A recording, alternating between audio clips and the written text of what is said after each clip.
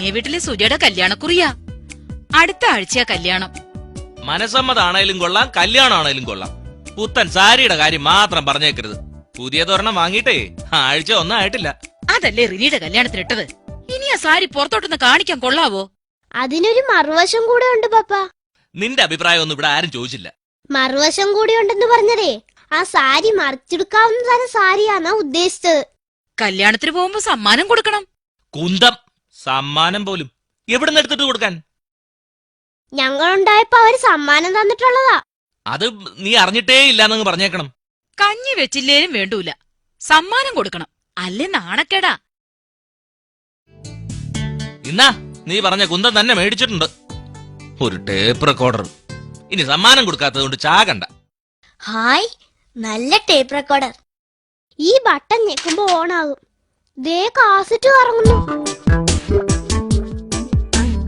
മുടിയാൻ നേരത്താ അവിടെ ഒടുക്കത്തെ ഒരു കല്യാണം.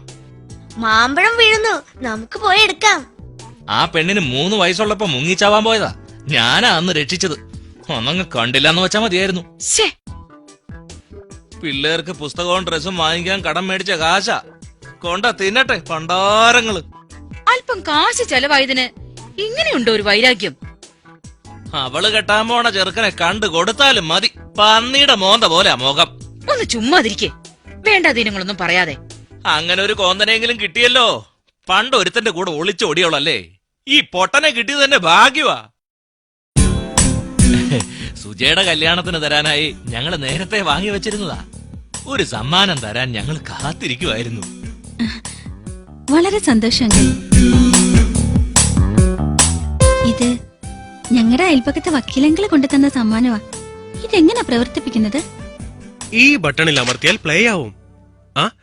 ഇതിൽ കാസറ്റ് ഉണ്ടല്ലോ. അവിടെ ഒടുക്കത്തെ ഒരു കല്യാണം. ആ പെണ്ണിന് 3 വയസ്സുള്ളപ്പോ മുങ്ങിച്ചാവാൻ പോയതാ. ഞാനാ അന്ന് രക്ഷിച്ചത്. ഒന്നങ്ങ് കണ്ടില്ലാന്ന് വെച്ചാ മതിയായിരുന്നു. അവള് കെട്ടാൻ പോണ ചെറുക്കനെ കണ്ടു കൊടുത്താലും മതി. പന്നിയുടെ മോന്ത പോലെ മുഖം. അങ്ങനെ ഒരു കോന്തനെങ്കിലും കിട്ടിയല്ലോ. പണ്ട് ഒരുത്തന്റെ കൂടെ ഒളിച്ചോടിയോളല്ലേ. ഈ പൊട്ടനെ കിട്ടിയത് തന്നെ ഭാഗ്യവാ.